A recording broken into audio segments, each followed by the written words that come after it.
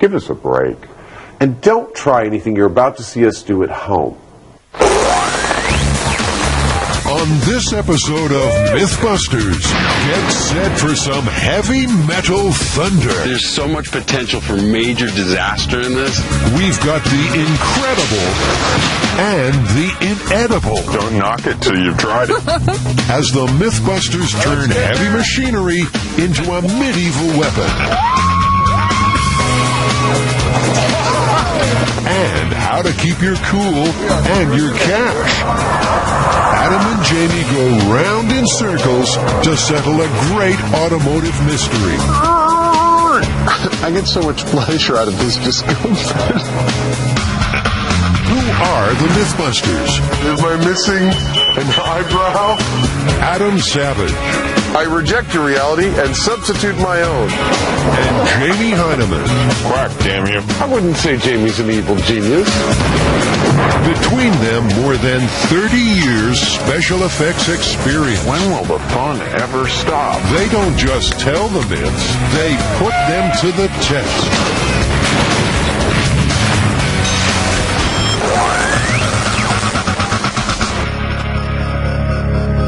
When the Mythbusters and machinery mix, the result is usually mayhem. So, what have we here? Let's see.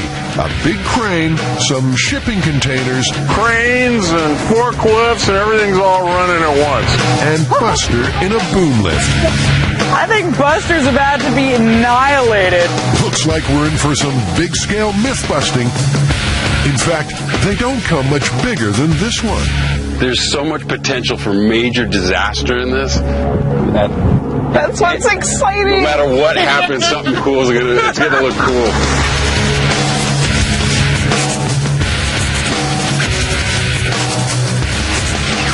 All right, guys. Right off the Discovery website comes a absolute gem for you to do. I'm a little jealous.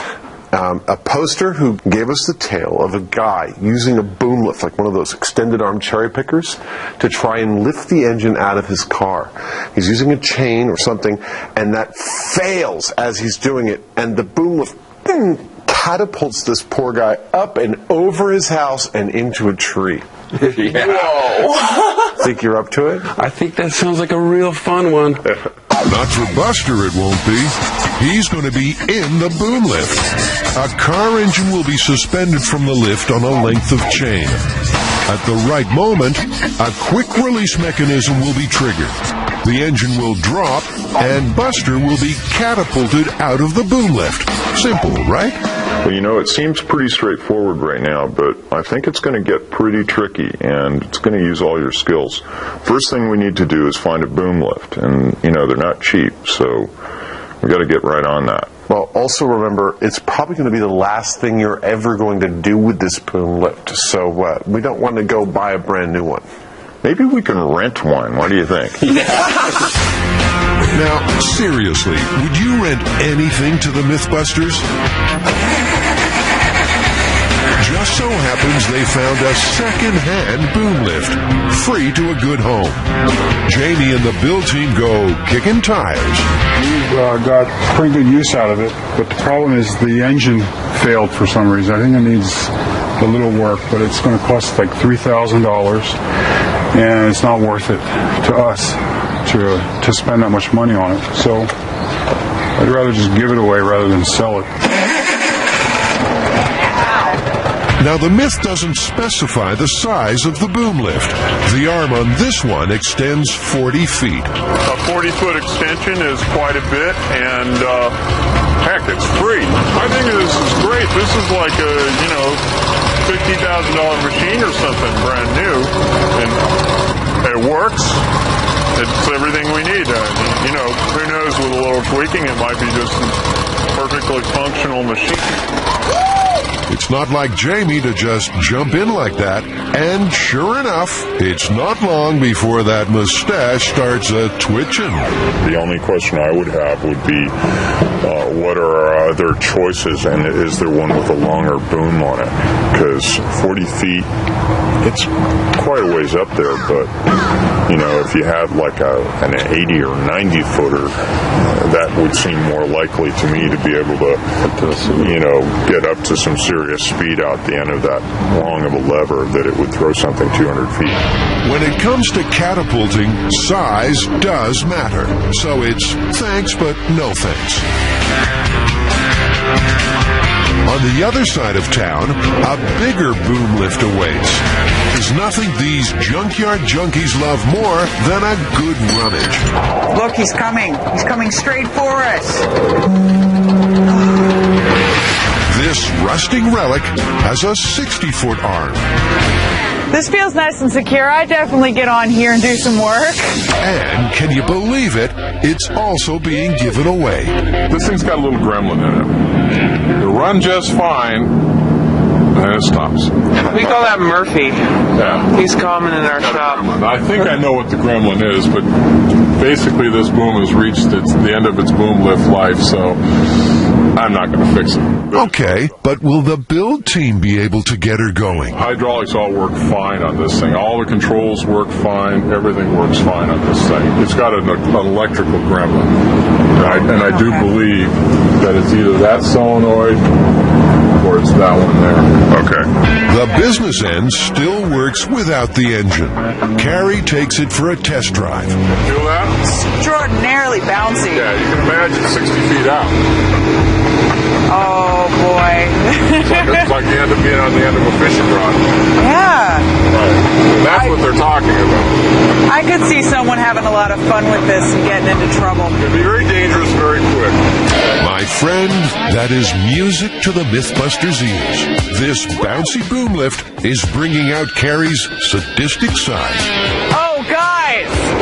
This is going to be incredible! Oh, we definitely could throw him. Wow. Look at that. It's like a trampoline. That's insane.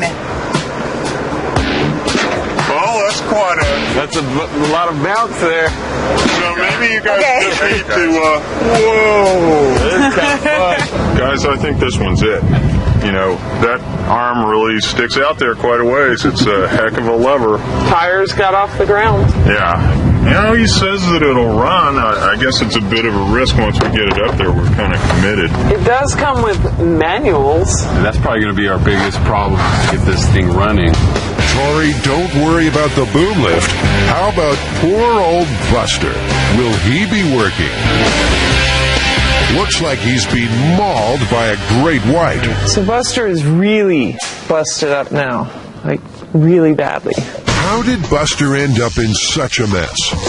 Well, Adam and Jamie were trying to crack the elevator of death myth. In the name of science, Buster took an 8-story free fall and soon understood the gravity of the situation.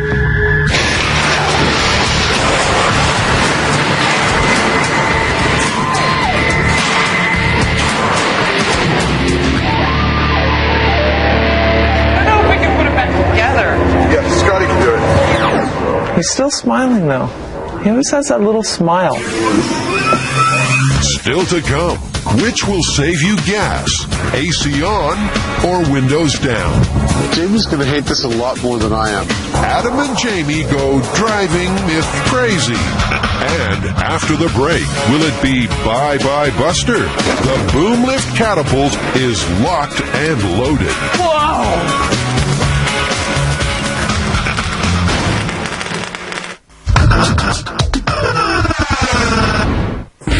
The Mythbusters want to know, can you turn a boom lift into a deadly catapult? This is going to be incredible!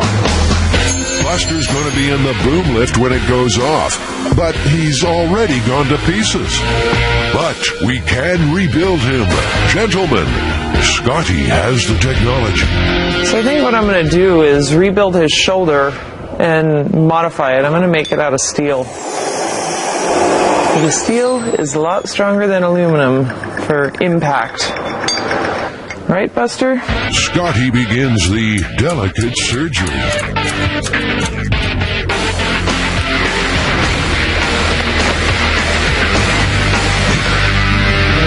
Meanwhile, it's chaos in the car park. The boom lift's about to arrive.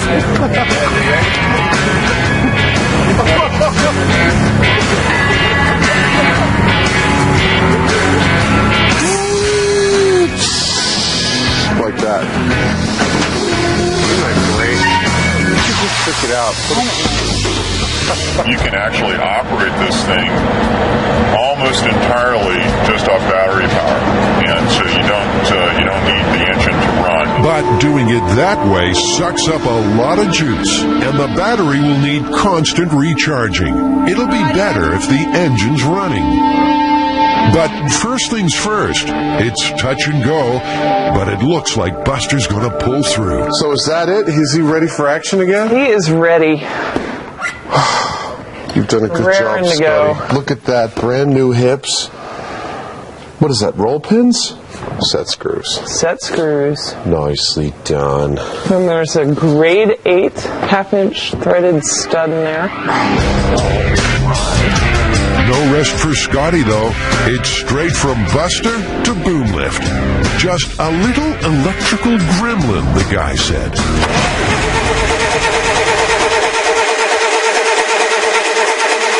Dry. It's totally dry.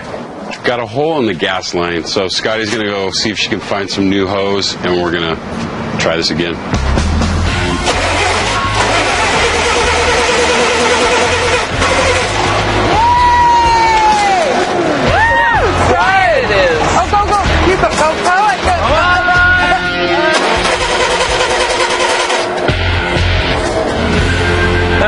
This is. I don't have one of these on my car. Don't you know how to fix engines? Yeah, that's a myth that we're going to bust right now. Let's leave Scotty to get on with it. The catapult has been around since ancient Greece. According to the myth, the boom lift became a type of catapult known as a traction trebuchet. Tension stored in the arm itself provides the flinging force. That's what the Mythbusters hope to replicate eventually. I think it's time to call in the expert. Would that be Jamie or Adam? Jamie, in this case.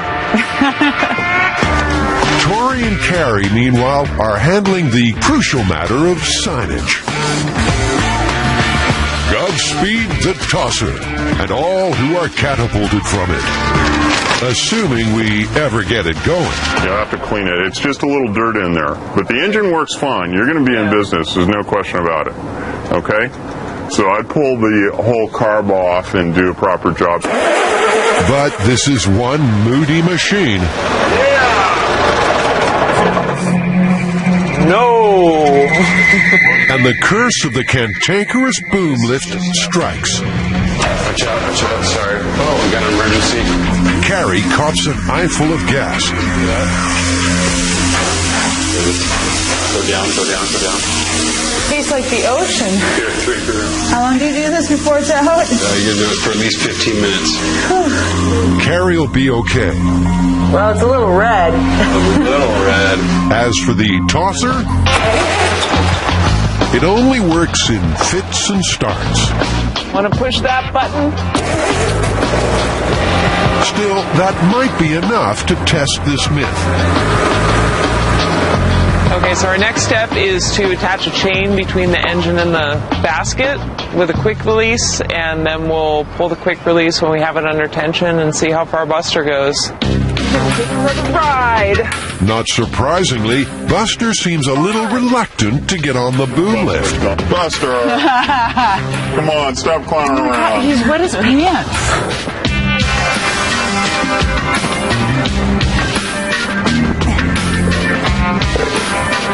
As per the myth, a car engine will dangle from a length of chain under the lift. Just to note, it takes quite a lot of force to move the quick release under load. How did you guys do it? You did the elevator? I did it with a chain, just a piece of 16th-inch cable. Okay. And not only that, the quick release requires an up pull or a down pull, so you'll need to rig a pulley in line so you can transfer that force from the side. Because you don't want to be anywhere near it when it goes off.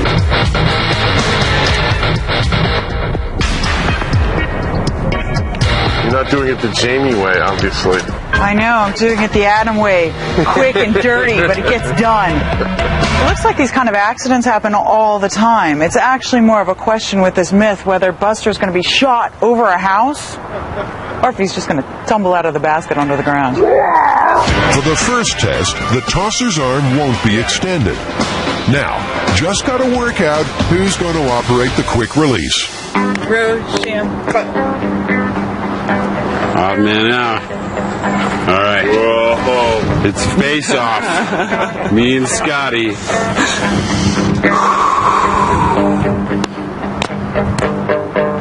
Looks like Scotty wins.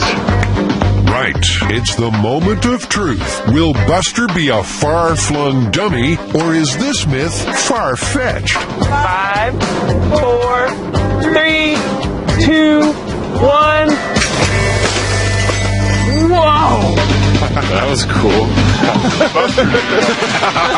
He didn't even move. Buster barely wobbled. Well, that was the most anemic catapult I've ever seen. In fact, Buster didn't even budge. He didn't, quiver hardly on that one. So now we're going to lift the boom up to where it's kind of in the same position and extend it all the way out from there. And I'm hoping that that'll actually create a little bit more of a whip when we let go of the engine. All right, I'm going to count down. 49, 48. Just kidding. 5, 4, 3, 2, 1. And Buster didn't even spill his coffee. No, he didn't even drop the cup. Well, That's it. Scotty's had an idea. Well, I'm thinking that if this guy was pulling it from a car and he was up in the basket, the engine might have been caught on something and he couldn't tell, and that would have been enough to break the chain. so should we get the caddy in here? It's Earl's turn. All right, let's hook it up to the caddy. Jamie, like Buster, is unmoved. Even if it was double what it just did, which it won't do, nothing's going to happen. If Scotty believes it can happen, that means a lot of people believe it can happen, so we should try to prove it. We'll be thorough. Okay, let me know when you're ready.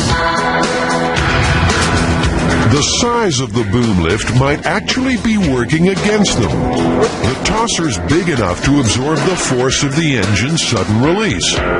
Will Earl's weight make any difference? 5, 4, 3, 2, 1. Woo! Wow. Dude, he's still holding on to his coffee. Well, there you go. We're going to have to elaborate on the myth. We're going to have to do this Mythbusters way? Yeah. Doing things the Mythbusters way usually spells trouble on a titanic scale. The build team has an idea, and it's a biggie. But before they go big, they've got to go small. Tori sets about building a scale model boom lift. What we're trying to do is turn this boom lift into a catapult. So an idea we came up with was turning the front axles into an actual pivot point. Raising, just using the weight of the body of the thing as the catapult weight to... Exactly. And what we're going to do is we're going to raise it up, grab these points here, and then let the actual thing swing forward. Just like that. So this is a scale model. Mm-hmm. And then we have scale model truck containers that we're going to use to put this on and use it to lift it up. You think those will be strong enough? The truck containers? Yeah. I don't know. We'll how much out. does this thing weigh? This thing actually weighs around 25,000 pounds. I can reinforce those. Well, it also looks like it's not quite high enough to get a full swing. If you wanted to catapult something, you need it to go all the way over, right? Yeah. Right now we're hitting right there. So we got to go up higher. we'll probably have to get 2 containers. Well, Stack 'em. they're totally stacked. You can stack them and lock them together, right? Yeah. Yeah. Well, no guts, no glory. How about a little demonstration using a cutout Jamie doll? Well, that's not too bad. That might have made him, like 80, 100 feet or something like I think that's pretty good. That's What Tori's proposing to build is called a counterweight trebuchet. This type of catapult, which was popular in the Middle Ages, lets gravity do the work. Big rock at one end, even bigger counterweight at the other. When fired, the counterweight drops and the big rock goes about its business, certain to cause belligerence on the battlements.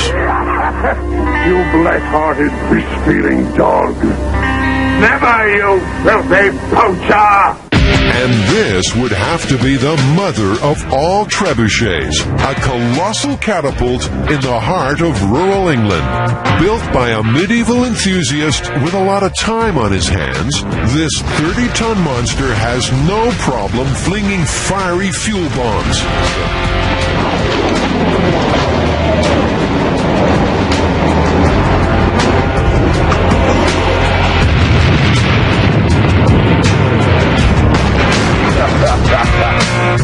Oh, and if you're in the area, don't leave your vehicle unattended.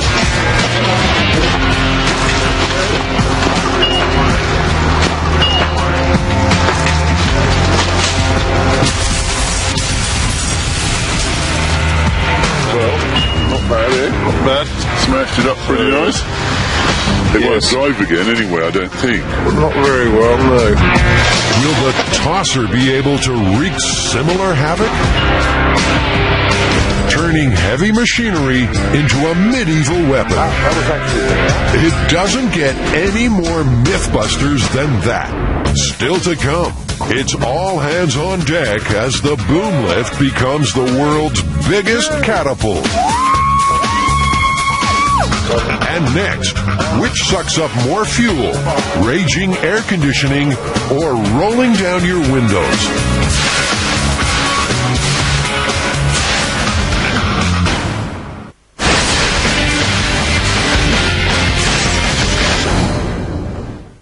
With world oil prices on the rise, everyone's looking for ways to save pennies at the pump.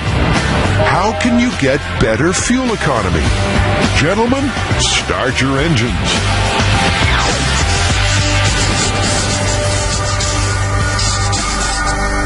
So is this really an urban legend, Jamie? No, it's more of an urban puzzle. Like one of those things you would discuss endlessly sitting in traffic or debate on a road trip. Yeah, the idea is that on a really hot day, it's more efficient to run with your air conditioning on full blast and your windows up than it is to drive with the windows down and the AC off. Well, that seems pretty logical. That seems right to me. I don't know about that. AC uses an awful lot of power. Oh, I think a car with the windows open is creating an awful lot of drag. That's what makes it a perfect test for Mythbusters. And that would be us. That would be us. All right. Ever since the first auto air conditioners arrived in the 1940s, drivers have asked the question, do you get better fuel economy with the AC on or the windows down? The Mythbusters are about to run 2 tests to find out once and for all. Auto computer gurus Bob and Jesse are helping out with the first test. This computer will measure fuel consumption by monitoring the rate of airflow through the SUV's engine. This was going to calculate our average miles per gallon. This is our estimated miles per gallon.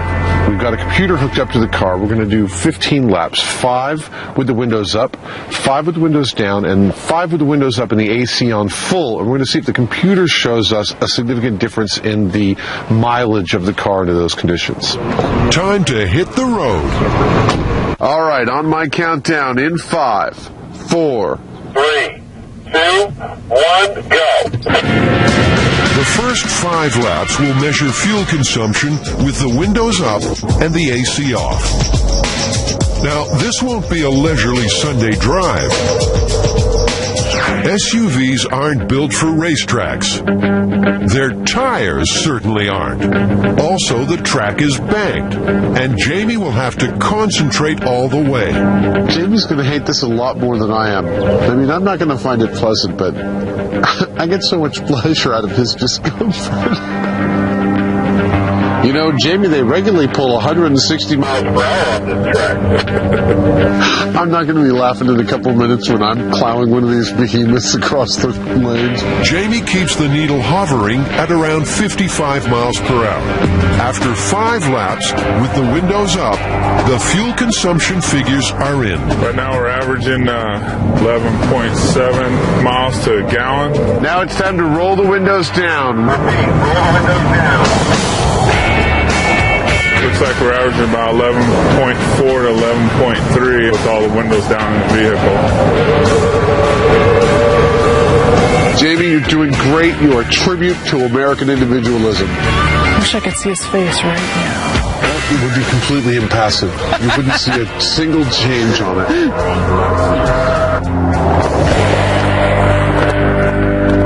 That's windows up and AC on. Repeat, windows up and AC on. This is the last 5 laps.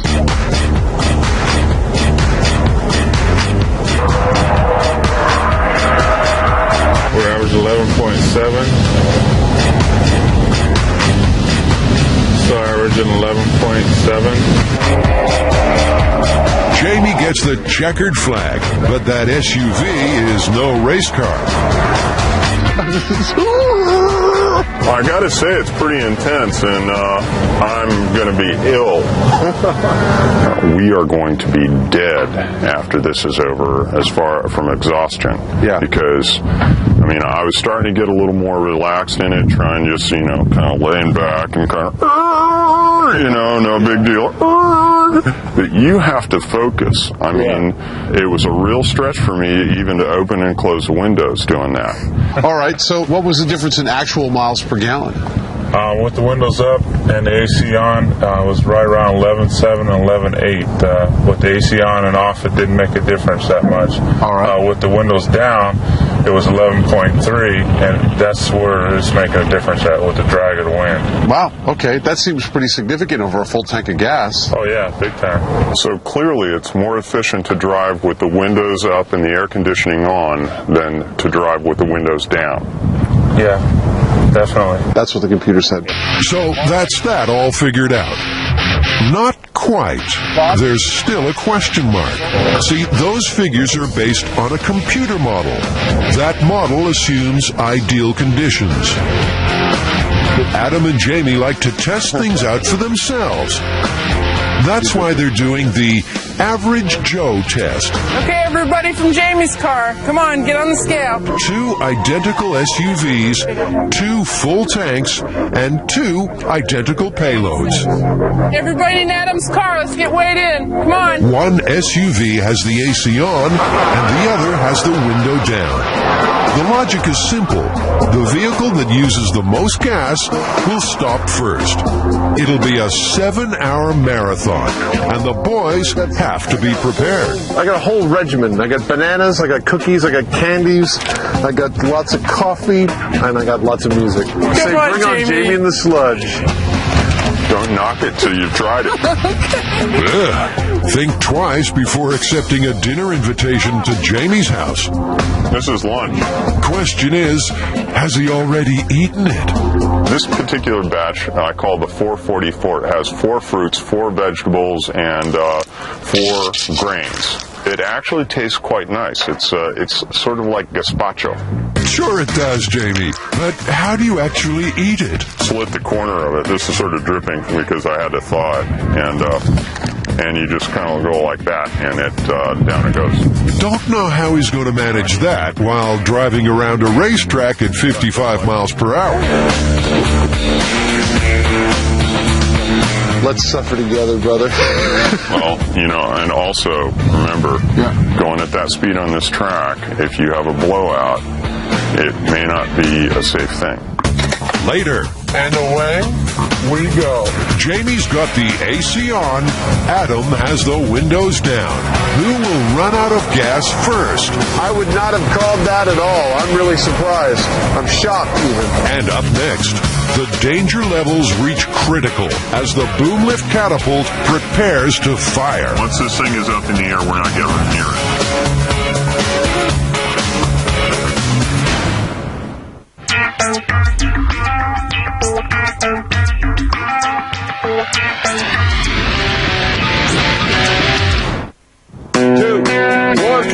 The boom lift myth's already been busted. And Buster didn't even spill his coffee. There's no way a person could be hurled 200 feet from a 60-foot boom lift under normal circumstances. But how about abnormal circumstances?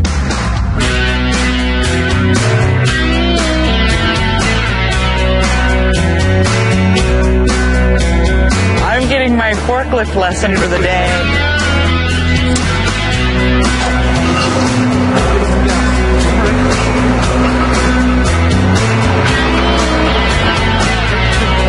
Here's the plan. The 30,000-pound boom lift will be placed on top of 4 storage containers, with its front axle acting as a pivot point. The arm will be cocked, and when it's released, the massive weight of the swinging machine will catapult poor old Buster through space like medieval ammo. It's audacious. It's ludicrous. It's Mythbusters.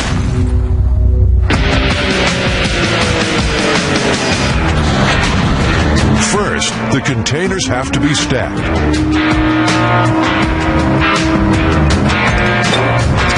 Go up. Pull. You need to pull it so we get parallel. Yeah. Okay. Good. Teamwork! The rest of it is that easy. You just totally jinxed us! Oh, this is going to be awesome.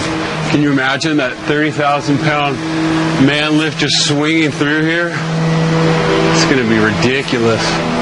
This is what I like. There's so much potential for a huge disaster.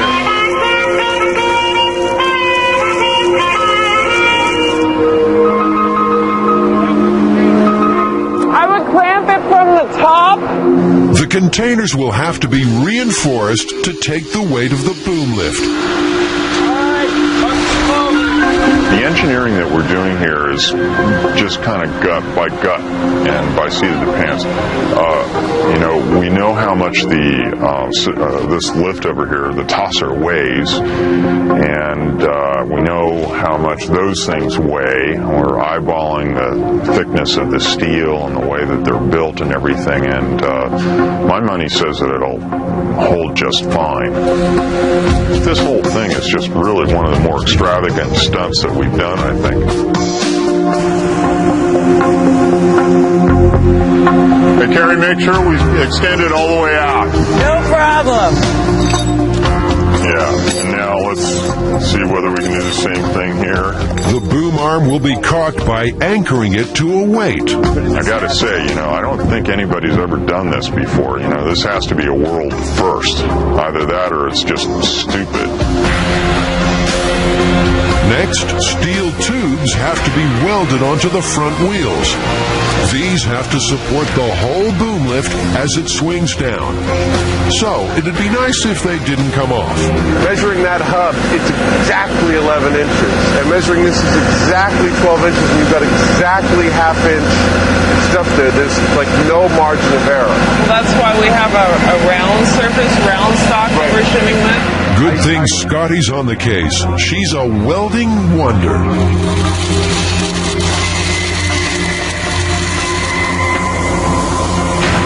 He's getting through it. He's a good student.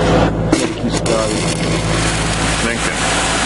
It's easy to do things, not easy to think about what to do. Oh, yeah. Oh, yeah. Oh, very nice. Oh, yeah. We're nearing launch. Where's our catapultee? All right, Buster. No more yoga. You're going in the basket. Not without some more gentle persuasion. Oh no! Okay. Yeah. Okay.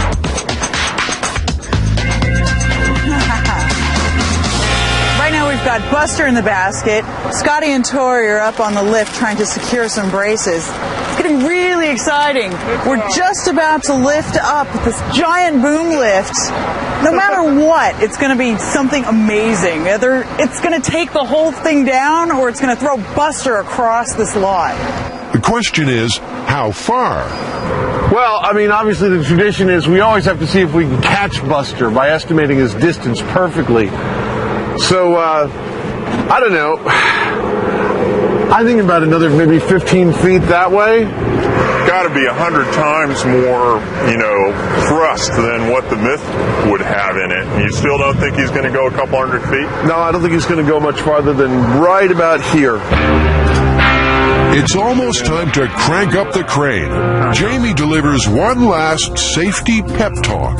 Nobody gets under this thing. The crane or anything that's suspended, nowhere near it. You don't run across it because you forgot something or anything like that. Do not do that. It's totally, once this thing is up in the air, we're not getting near it. Our two failure points are going to be either the containers are going to buckle or those axle extensions are going to break the welds. So, or both. Still to come. Countdown to catapult. On my count in 5, 4, 3. And after the break, lapping it up, Adam and Jamie find out who keeps their cool and their fuel. It's getting pretty chilly in here.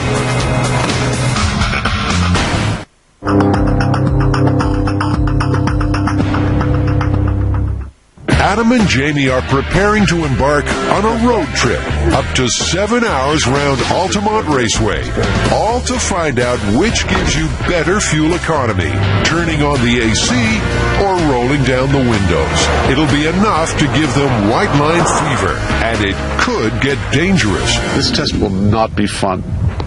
I'll have to pee. I'll probably have to poo before this thing is done. I'll have to be holding it in. Producer will be taunting me on the radio the whole time. The wheels are going to be screeching. We'll have a tire blowout at some point, I'm sure. And that's exactly the problem. At 55 miles per hour, the blowout danger is too great. Safety officials insist on a shorter test at a slower speed.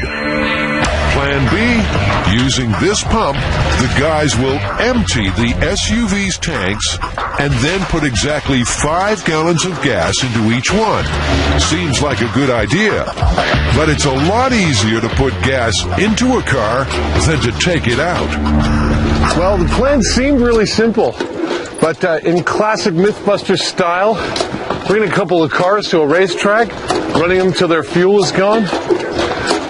5 hours into it, we haven't gotten started yet. It's turning out to be a big job. Everybody has to take their turn at the pump. A little music helps pass the time.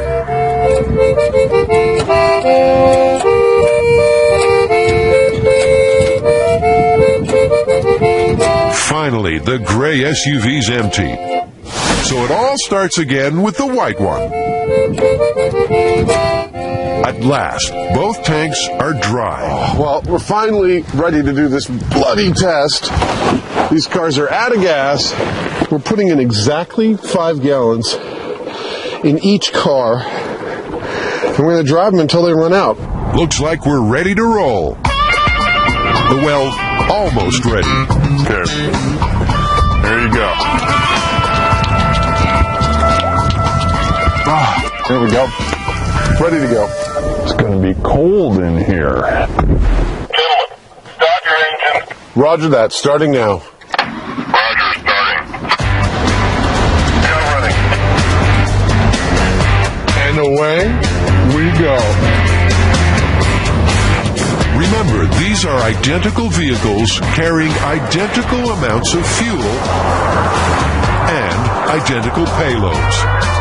Because of safety concerns, Adam and Jamie will stick to 45 miles per hour.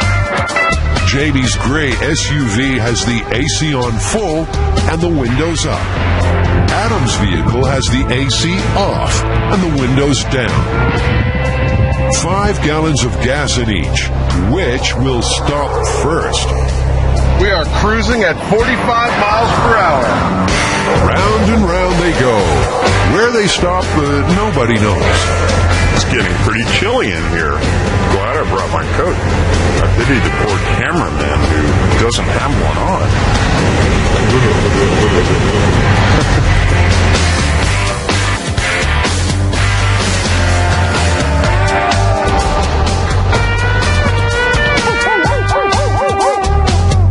kind of hard on your neck going around like this.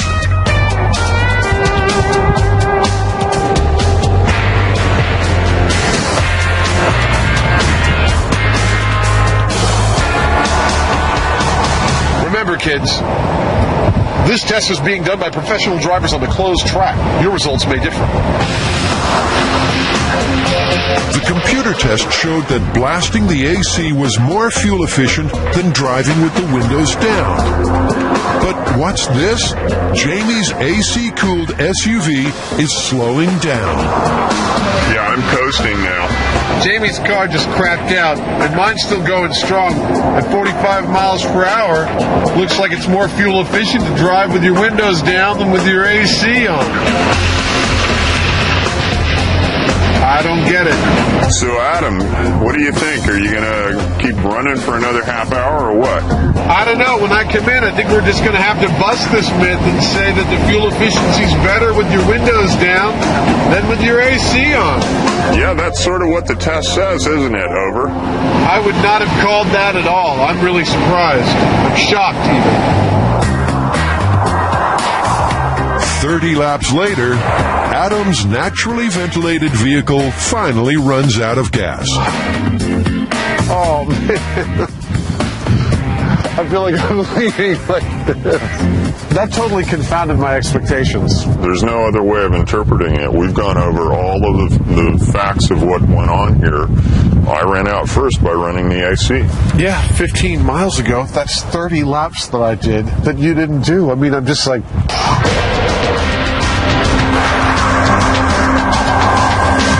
Windows versus AC, what's the verdict?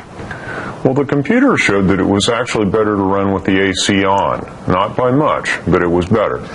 I've got a little bit of a problem with that, which is the computer's actually measuring the airflow into the engine, not the fuel consumption of the engine. And it's basing its assessment on a computerized model under ideal circumstances. Yeah, our average Joe test was pretty straightforward and kind of foolproof. You know, we put so much gas in, we ran for so long. And it pretty definitively showed by almost 15% that running with the windows down was a lot more fuel efficient. Yeah, that's a pretty significant difference. So, AC being more fuel efficient, I'd say busted. Busted. Yeah. After the break, Is this the world's biggest human catapult? Find out, because we're going to fire it any second now.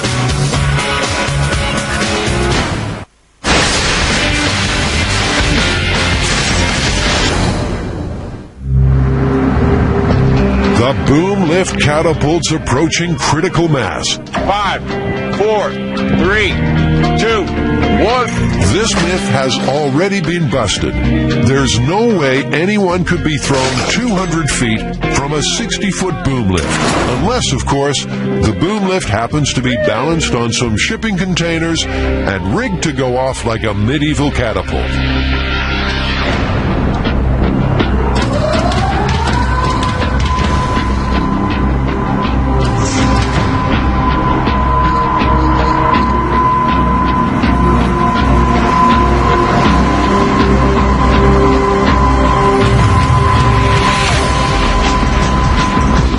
Buster's hanging on for dear life. It's looking good, man. This is going to be pretty awesome. He was just touching that post. Oh, okay.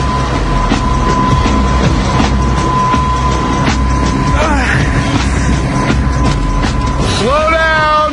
Christine, hold yours, Christine. That looks pretty good. That looks good there.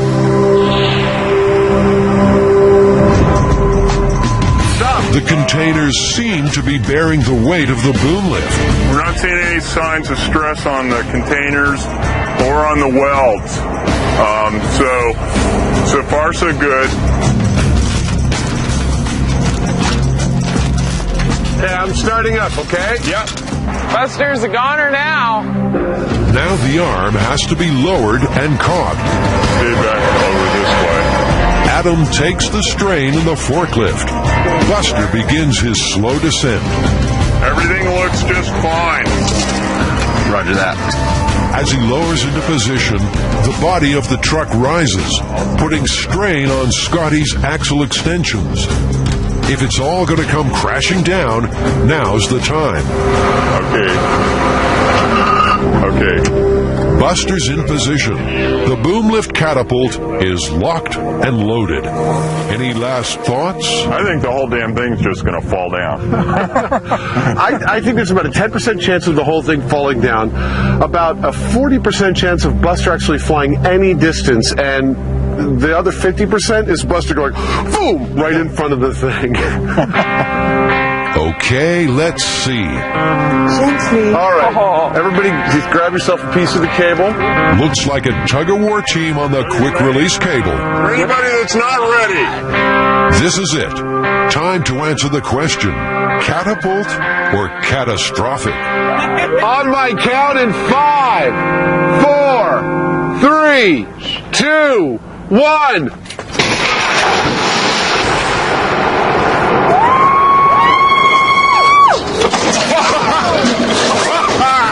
Whoops. Yeah!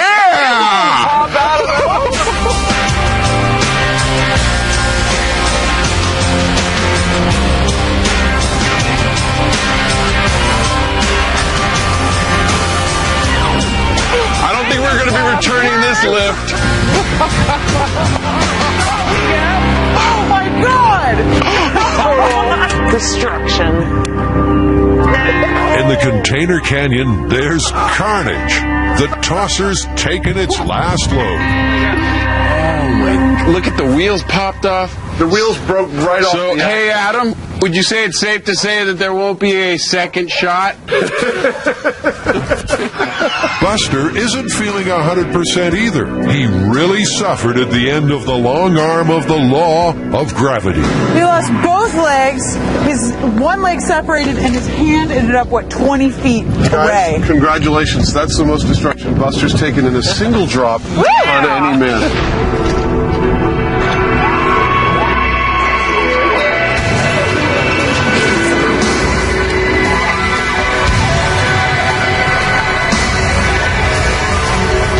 Still, he's nowhere near the gurney. The distance to the furthest body part, I'd say you got 65 feet.